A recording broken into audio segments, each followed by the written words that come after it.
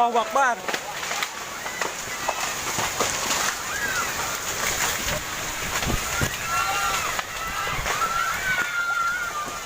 Warahmatullahi wabarakatuh. Selamat pagi.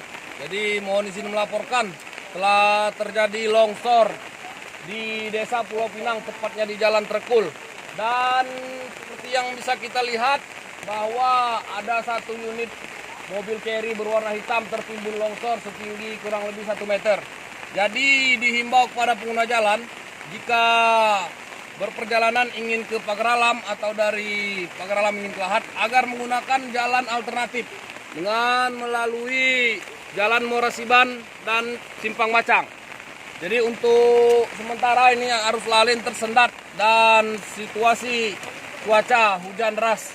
Demikian yang dapat kami laporkan. Terima kasih. Assalamualaikum warahmatullahi wabarakatuh.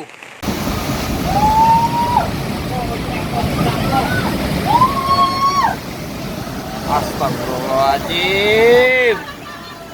Itu bisa melaan mana? Sok iya, tak perbayar lah tah. Perbayar mah launan jai sebenarnya.